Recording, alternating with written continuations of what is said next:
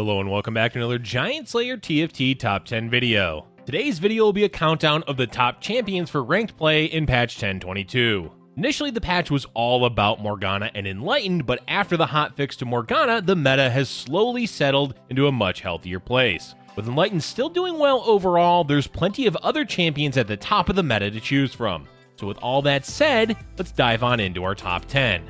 But before we begin, please don't forget to click the links in our description. Give your support to everyone who helped make this video happen. We host many TFT tournaments with plenty of exciting content to come, so be sure to also follow our Giant Slayer TFT social media pages. Alright, let's get back to the video. Starting off our list today, we have Morgana as the number 10 champion. Yep, Morgana is still a good champion even after her unintended damage buff was reversed. There's a lot going on for her in the current meta that makes her a desirable pickup, but she's not the best option available anymore. She's overall just a solid damage dealer with a good amount of utility, so prioritizing her or giving her items isn't always necessary. There's two main reasons why Morgana is worth playing, and those reasons are her traits. Enlightened is still a dominant synergy in the meta because of Talon, so playing Morgana makes a lot of sense if you're aiming for a Talon carry build. Morgana's other trait, Dazzler, is also an important CC trait for the current meta. Dazzler will lower the attack damage of any champion it hits, which means champions like Ashe or Shen will do significantly less damage when under the effects of Dazzler. This increases the value of running Morgana, as splashing 2 Dazzler is generally pretty easy to do. Of course, as we said, Morgana isn't of the highest priority since you can get Dazzler from other champions and you won't always be running Enlightened Talon builds. Let's move on now and talk about the number 9 champion on today's list, Yasuo. Yasuo makes a repeat appearance in our top 10 as the representative for one-cost champions. There's a few others we could have gone with, such as Nami, Diana, or Lissandra, but Yasuo has an advantage over the other one-cost champions. Namely, consistency. It's much easier to run a Yasuo most games than it is the other one-cost champions because of how effective he is during Stage 2. Alongside his early game potential, it's also much more likely for you to get a duelist composition since it's not that contested. So all you need is an early Yasuo chosen and then aim to 3-star him. Comparatively, Nami requires specific items to do well and needs to be 3-starred and needs other Enlightened champions. While those aren't too significant of hurdles to overcome, it does lower her consistency. That all said, duelists aren't doing all that well in the meta, mainly because they're countered by CC like Adept and Dazzler, plus the damage from Hunters tend to one-shot most duelist units. So while you can play Yasuo consistently, placing well with duelists may be a struggle. All in all, if you want a good Stage 2 champion, look to Yasuo as a strong choice with the potential to run him as a carry for duelists to get a top 4. Next up, we have Kindred coming in at number 8. Kindred has been an amazing 3-cost champion for quite some time. They've almost always been great in Stage 3 and have had a place in quite a few compositions. In 10.22, their value is still high because of Hunter. Hunter is one of the top synergies right now because Ashe is a solid carry and the damage output of Hunter is crazy high. Kindred is basically the foundation you can build those types of comps from since they are a 3-cost unit. That means finding and playing them early on in the game isn't too difficult to do, and even as a 1-star champion, Kindred does quite a bit of damage. The main downside to Kindred is that they will fall off later in the game even if you 3-star them. Having their damage tied mainly to their ability means they have a lot of fall off since magic resistance will often prevent them from killing their target right away. Basically, look to use Kindred to get through Stage 3 and then as an additional Hunter that you play alongside of Ashe. Up next is our first Adept champion on today's list, Yone. Yone is coming in at number 7. Adept is doing really well right now in the meta as a top tier synergy. That means that Adept champions have a lot of value placed upon them. Overall, Yone is the least valuable of the 3 Adepts, mainly because he's not easy to consistently play every game since he's a 5-cost champion. Along with that, he does need items to be effective, otherwise he tends to just cast once and die, and that's about it. But if you do give Yone a few items, which can range from defensive to utility to ability power, he can do a lot in fights. Mainly, he's going to disrupt the backline and likely kill 1 or 2 squishy champions, which is quite useful considering Shen and Aurelia aren't really damage dealers. That means he brings a lot to the table, but as we said, it's difficult to 2-star him, so don't rely on Yone too much in your games. Let's move on to our next champion, coming in at number 6, Sejuani. First off, let's just say that Vanguard as a synergy is not doing so well in the current meta. Between magic damage coming out from builds or the sheer amount of burst damage that Talon or Hunters can do, the armor from Vanguards just isn't enough. That means past the early game, you're not really going to see Vanguard prioritized as much, especially with Ahri falling out of the meta, which is one of the primary ways that you'd played multiple Vanguards. But there is hope, and that hope is Sejuani. Sejuani is still one of the strongest champions in the game because of her AoE crowd control. It's just too good. Slap a few defensive items on her and watch her chain stun the enemy team. That said, you're primarily going to play Sejuani on her own, as both of her traits really aren't that useful in the mid and late game.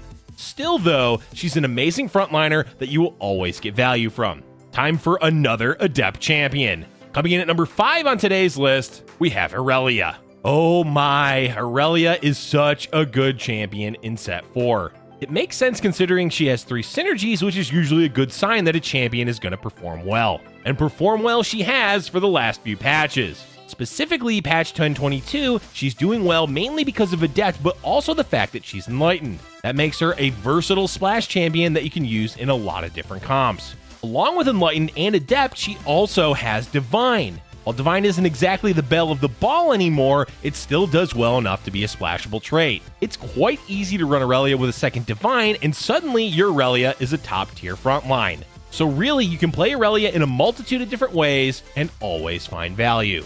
Next, we have Ezreal coming in at number 4. We touched on Dazzler earlier, and while Morgana is a commonly played Dazzler, she definitely takes a backseat to Ezreal. Ezreal basically does everything.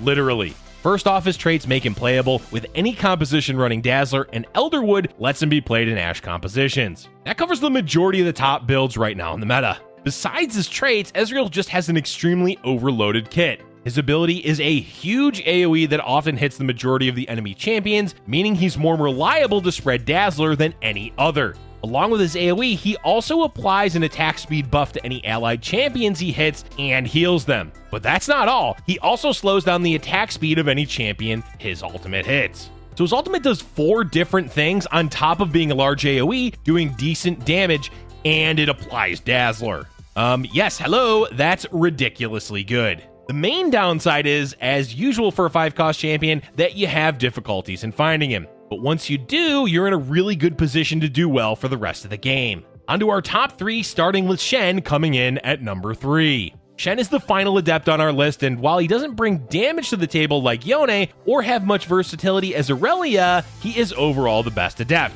Why is that? Well, mainly because he's a solid frontliner. Aurelia does well enough, especially with Divine, but she doesn't have quite as much survivability as Shen does. Shen is what allows players to run Adept as their only frontline, which opens up a lot of different comps. Of course, Shen is also a Mystic, meaning he has 2 easily splashable traits for any composition. And if you can get a chosen Mystic Shen, you're getting Mystic and Adept for just 2 champions. That makes it so easy to build a composition around. Before we move on though, there is a major downside to Shen. Basically, he's too popular. Everyone wants a piece of Shen, which means finding him and 2-starring him is quite difficult. But if you're one of the lucky few who can 2-star him quickly, you're setting yourself up for a top 4 placement.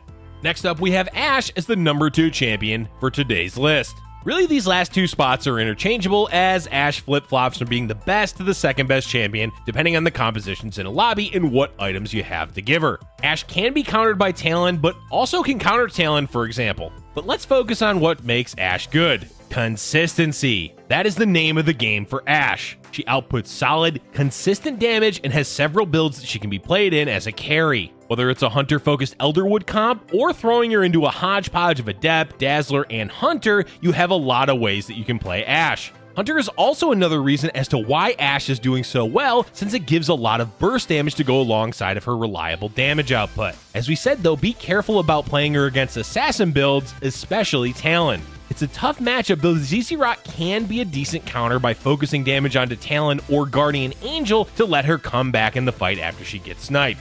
And the number 1 champion is Talon. As we said, Talon and Ashe are fairly interchangeable right now, but Talon squeaks out an advantage to take the number 1 spot, namely due to the fact that he has an easier time countering Ashe than Ashe has countering him. Plus, Talon is Enlightened, meaning Morgana is likely being played, which means Dazzler is also going to be played. Plus, Aurelia will be in your composition, meaning you're likely to have Adept. So just default playing Talon means you're likely going to have 2 synergies with CC built into them. Talon isn't without his flaws, of course. Without a Quicksilver, he will struggle a lot, especially against ZZ Rot Portal. Even Adept messes with him significantly. Generally, you also need a sword item for him, whether it's Infinity Edge, Bloodthirster, or Deathblade, so if you're unable to secure those items, his damage may not be enough to carry. And his last flaw is that he's just so contested, and you absolutely need to 2-star him. All of that said, Talon is still the top champion of 1022.